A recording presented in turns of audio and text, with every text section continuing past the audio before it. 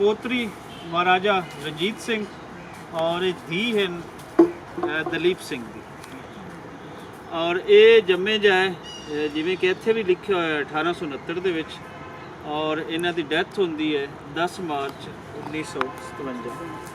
ਤੇ ਇਹਨਾਂ ਨੇ ਜਿਹੜੀ ਇੱਕ ਆਪਣੀ ਕੰਟੀਨਿਊਟੀ ਸੀ ਪੰਜਾਬ ਰਾਜ ਦੀ, ਲਾਹੌਰ ਦਰਬਾਰ ਦੀ, ਖਾਲਸਾ ਰਾਜ ਦੀ, ਇਹਨਾਂ ਨੇ ਉਸ ਨੂੰ ਅੱਗੇ ਵਧਾਇਆ ਸੀ। ਗੋਰੇ ਦੇ ਕਬਜ਼ੇ ਤੋਂ ਬਾਅਦ ਇਹ ਫਿਰ ਸਾਰੇ ਲੋਕ ਜਿਹੜੇ ਸਨ ਇੰਗਲੈਂਡ ਸਨ। ਦਲੀਪ ਸਿੰਘ ਉੱਥੇ ਹੀ ਉਸ ਦਾ ਬਰਾਟਅਪ ਹੋਇਆ ਔਰ ਉੱਥੇ ਹੀ ਰਹੇ। ਉੱਥੇ ਹੀ ਉਹਨਾਂ ਦੇ ਬੇਟੀਆਂ 3 ਸਨ, ਜਿਨ੍ਹਾਂ ਦੇ ਵਿੱਚੋਂ ਇਹ ਕਬਰ ਜਿਹੜੀ ਹੈ ਪ੍ਰਿੰਸੈਸ ਬੰਬਾ ਦੀ, ਔਰ ਪ੍ਰਿੰਸੈਸ ਬੰਬਾ ਦੇ ਨਾਲ ਨਾਲ ਕੈਥਰੀਨ ਔਰ ਸੋਫੀਆ ਕੈਥਰੀਨ। ਔਰ ਇਹ ਸ਼ਹਿਜ਼ਾਦੀ ਬੰਬਾ ਔਰ ਸ਼ਹਿਜ਼ਾਦੀ ਬੰਬਾ ਦੀਆਂ ਜਿਹੜੀ ਬਹਿਣਾਂ ਹਨ, ਇੰਗਲੈਂਡ ਦੇ ਵਿੱਚ ਔਰਤਾਂ ਦੇ ਹੱਕਾਂ ਦੇ ਵਾਸਤੇ ਇਹਨਾਂ ਦਾ ਬਹੁਤ ਜ਼ਿਆਦਾ ਕੰਮ ਹੈ।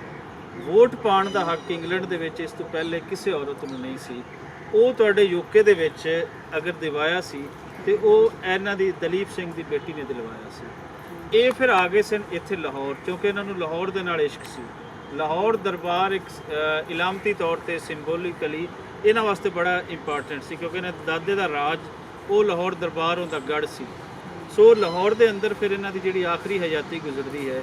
ਇੱਥੇ ਹੀ ਇਹਨਾਂ ਨੇ ਆ ਕੇ ਸ਼ਾਦੀ ਕੀਤੀ, ਇੱਥੇ ਕਿੰਗ ਐਡਵਰਡ ਮੈਡੀਕਲ ਕਾਲਜ ਦੇ ਜਿਹੜੇ ਪ੍ਰਿੰਸੀਪਲ ਸਨ, ਔਰ ਉਹਨਾਂ ਦੀ ਫਿਰ ਡੈਥ ਹੋ ਗਈ 1930 ਦੇ ਵਿੱਚ।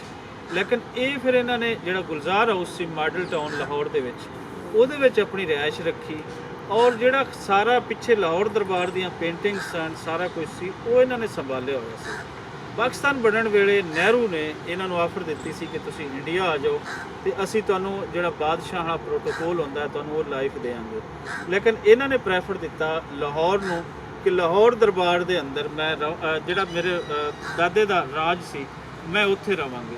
ਸੋ ਆਖਰੀ ਦਮ ਤੱਕ ਇਹ ਫਿਰ ਗੁਲਜ਼ਾਰ ਹਾਊਸ ਰਹੇ। ਔਰ ਗੁਲਜ਼ਾਰ ਹਾਊਸ ਇਹਨਾਂ ਦਾ ਜਿਹੜਾ ਨਾਮ ਰੱਖਣਾ ਸੀ ਉਹ ਇਹਨਾਂ ਦੀ ਬੜੀ ਫੁੱਲਾਂ ਦੇ ਨਾਲ, ਰੋਜ਼ਸ ਦੇ ਨਾਲ ਬੜੀ ਐਸੋਸੀਏਸ਼ਨ ਹੈ। ਸੋ ਇਹਨਾਂ ਦੀ ਜਿਹੜੀ ਵਸੀਅਤ ਹੈ, ਵਸੀਅਤ 'ਤੇ ਵੀ ਇਹਨਾਂ ਨੇ ਲਿਖਿਆ ਸੀ ਕਿ ਮੇਰੀ ਕਬਰ 'ਤੇ ਜਦੋਂ ਆਉਣਾ ਫੁੱਲ ਲੈ ਕੇ ਆਉਣਾ।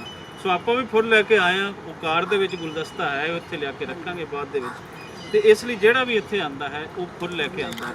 ਔਰ ਯਾਦ ਦਿਲਵਾਉਂਦੀ ਹੈ ਕਬਰ ਉਸ ਪੰਜਾਬੀ ਰਾਜ ਨੂੰ ਜਿਹੜਾ ਪੰਜਾਬੀਆਂ ਦਾ ਆਪਣਾ ਸੀ।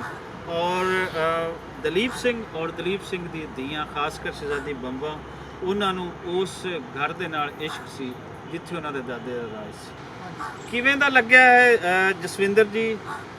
ਇਹ ਜਿਹੜੀ ਹੈ ਤੁਸੀਂ ਇਸ ਨੂੰ ਕਹਿੰਦੇ ਲਾਹੌਰ ਦਰਬਾਰ ਦੀ ਜਿਹੜੀ ਯਾਦ ਸਾਡੇ ਵਾਸਤੇ ਹੈ। ਔਰ ਇਹ ਜਿਹੜੀ ਤੀਸਰੀ ਨਸਲ ਸੀ ਮਹਾਰਾਜਾ ਰਣਜੀਤ ਸਿੰਘ ਦੀ, ਉਹਨਾਂ ਨੂੰ ਵੀ ਆਪਣੇ ਲਾਹੌਰ ਤੇ ਆਪਣੇ ਪੰਜਾਬ ਤੇ ਫਖਰ ਸੀ। ਔਰ ਪੂਰੀ ਦੁਨੀਆ ਦਾ ਜਿੱਥੇ ਵੀ ਕੋਈ ਪੰਜਾਬੀ ਬੈਠਾ ਹੈ ਉਹਨੂੰ ਆਪਣੇ ਪੰਜਾਬੀ ਰਾਜ ਤੇ ਫਖਰ ਹੈ। ਇਹ ਪੰਜਾਬੀ ਰਾਜ ਦੀ ਜਿਹੜੀ ਆਖਰੀ ਵਾਰਿਸ ਸੀ, ਜਿਹਨੇ ਵਾਰਿਸ ਬਣ ਕੇ ਦਿਖਾਇਆ ਕਿ ਜੋ ਉਸ ਵੇਲੇ ਲਾਹੌਰ ਦਰਬਾਰ ਦੀ ਕੁਝ ਸਾਂਭ ਸੰਭਾਲ ਕਰਨੀ ਸੀ। ਅੱਜ ਸਿੱਖ ਗੈਲਰੀ ਦੇ ਅੰਦਰ ਜੋ ਕੁਝ ਪਿਆ ਵਾ ਇੱਥੇ ਲਾਹੌਰ ਫੋਰਟ ਦੇ ਵਿੱਚ, ਅਗਰ ਸ਼ਹਿਜ਼ਾਦੀ ਬੰਬਾ ਨਾ ਸਾਂਭਦੀ ਤੇ ਸਾਡੇ ਕੋਲ ਸਾਰਾ ਕੁਝ ਨਾ ਹੁੰਦਾ। ਕਿਵੇਂ ਦਾ ਲੱਗਿਆ? ਫਖਰ ਹੁੰਦਾ ਇਸ ਕਬਰ ਤੇ ਆ ਕੇ ਜਾਂ ਦੁੱਖ ਹੁੰਦਾ? ਨਹੀਂ, ਇੱਥੇ ਆ ਕੇ ਲੱਗਿਆ ਤਾਂ ਵੈਸੇ ਵਧੀਆ, ਕਿਉਂਕਿ ਆ ਕਬਰ ਇੱਥੇ ਹੈ। ਯੂਕੇ ਦੇ ਵਿੱਚ ਵੀ ਮਹਾਰਾਜਾ ਦਲੀਪ ਸਿੰਘ ਦੀ ਕਬਰ ਆ। ਤੇ ਵੈਸੇ ਦੋ, ਇੱਕ ਉਹਦੀ ਵਾਈਫ ਦੀ, ਇੱਕ ਮਿਸਿਸ ਦੀ ਕਬਰ ਆ, ਨਾਲ ਹੀ ਇੱਕ ਬੇਟੇ ਦੀ ਕਬਰ ਆ। ਗਾਹਾਂ ਥੋੜ੍ਹਾ ਅੱਗੇ ਜਾ ਕੇ ਇੱਕ ਹੋਰ ਬੇਟੇ ਦੀ ਕਬਰ ਹੈ। ਸਫਕ ਇਲਾਕੇ ਦੇ ਵਿੱਚ 4 ਆ। ਸੋ ਇੱਥੇ ਆ ਕੇ ਹੁਣ ਦੇਖੀਏ ਇਹ ਕਬਰ ਇੱਕ ਫਰਾਂਸ ਦੇ ਵਿੱਚ ਵੀ ਹੈ, ਪਰ ਇਹ ਇੱਥੇ ਆ ਕੇ ਅੱਜ ਦੇਖੀ ਆਹ ਕਬਰ ਕਾਫੀ ਮੀਡੀਆ ਦੇ ਵਿੱਚ ਦੇਖੀ ਸੀਗੀ। ਪਰ ਕਿਉਂਕਿ ਇਹਨਾਂ ਦੀ ਡੈਥ 1957 ਦੇ ਵਿੱਚ ਆ। ਇਹ ਅਖੀਰਲੇ ਸੀਗੇ ਉਸ ਫੈਮਿਲੀ ਤੋਂ ਜਿਹੜੇ ਜੀਂਦੇ ਸੀ ਉਸ ਟਾਈਮ। ਸੋ ਬਾਕੀ ਪਹਿਲਾਂ ਹੀ ਇੱਕ ਮਰ ਚੁੱਕੇ ਸੀਗੇ। ਤਾਂ ਬਸ ਉਹ ਫੈਮਿਲੀ ਇੱਥੇ ਹੀ ਖਤਮ ਹੋ ਗਈ।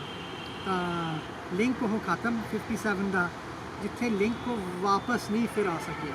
ਤਾਂ ਵੈਸੇ ਇਹਨਾਂ ਦੀ ਵੀ ਜੇ ਕਿਸੇ ਨੂੰ ਪੁੱਛੋ ਕੋਈ ਖਾਸ ਹਿਸਟਰੀ ਦਾ ਪਤਾ ਨਹੀਂ ਹੁੰਦਾ ਆ, ਕਿਉਂਕਿ ਜ਼ਿਆਦਾਤਰ ਮੈਨੂੰ ਲੱਗਦਾ ਹਿਸਟਰੀ ਤਾਂ ਹੀ ਜੀਂਦੀ ਰਹਿੰਦੀ ਹੈ ਜੇ ਕੋਈ ਲਿੰਕ ਹੋਵੇ, ਜੇ ਕੋਈ ਨਾਲ ਹੋਵੇ।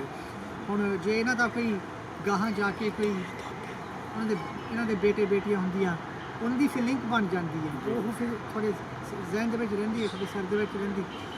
ਪਰ ਕਿਉਂਕਿ ਨਹੀਂ ਸੀ ਤਾਂ ਮੈਨੂੰ ਤਾਂ ਲੱਗਦਾ ਜ਼ਿਆਦਾਤਰ ਤਾਂ ਲੋਕਾਂ ਨੂੰ ਪਤਾ ਵੀ ਨਹੀਂ ਹੋਣਾ ਕਿ ਆਹ ਕਬਰ ਇੱਥੇ ਹੈਗੀ ਹੈ। ਬਿਲਕੁਲ ਤੁਸੀਂ ਸਹੀ ਕਹਿੰਦੇ ਹੋ, ਲੇਕਿਨ ਅਗਰ ਕੋਈ ਆਪਣੇ ਆਪ ਨੂੰ ਪੰਜਾਬੀ ਕਹਿੰਦਾ ਹੈ ਤੇ ਉਹਨਾਂ ਨੂੰ ਇਹ ਲਾਹੌਰ ਦਰਬਾਰ ਦੀ ਆਖਰੀ ਵਾਰਿਸ ਉਹਦਾ ਲਾਜ਼ਮੀ ਪਤਾ ਹੋਣਾ ਚਾਹੀਦਾ ਹੈ। ਇਹਨਾਂ ਦੀ ਔਲਾਦ ਨਹੀਂ ਸੀ ਔਰ ਇਹਨਾਂ ਦੀ ਲਾਈਫ ਦੇ ਵਿੱਚ ਹੀ ਇਹਨਾਂ ਦੇ ਸੈਕਟਰੀ ਕਰੀਮ ਬਖਸ਼ ਸੁਪਰਾ ਉਹਨਾਂ ਨੇ ਇਹਨਾਂ ਦਾ ਖਿਆਲ ਰੱਖਾ ਔਰ ਵਸੀਅਤ ਦੇ ਅਕਾਰਡਿੰਗਲੀ ਜਿਤਨੀਆਂ ਪੇਂਟਿੰਗਸ ਹਨ, ਕੋਈ 50+ ਪੇਂਟਿੰਗ ਸੀ ਹਰ ਤਰ੍ਹਾਂ ਦੀਆਂ, ਉਹ ਫਿਰ ਇਹਨਾਂ ਨੇ ਕਰੀਮ ਬਖਸ਼ ਸੁਪਰਾ ਨੂੰ ਦਿੱਤੀਆਂ। ਜਿਤਨੀ ਇਹਨਾਂ ਦੀ ਪ੍ਰਾਪਰਟੀ ਸੀ ਉਹ ਕਰੀਮ ਬਖਸ਼ ਸੁਪਰਾ ਦੇ ਨਾਮ ਕੀਤੀ ਗਈ ਔਰ ਕਰੀਮ ਬਖਸ਼ ਸੁਪਰਾ ਨੇ ਉਹੀ ਪੇਂਟਿੰਗਸ 1960 ਦੇ ਵਿੱਚ ਹਕੂਮਤ ਪਾਕਿਸਤਾਨ ਨੂੰ ਸੇਲ ਕੀਤੀਆਂ ਸੀ 20,000 ਪਾਉਂਡ ਦੇ ਵਿੱਚ।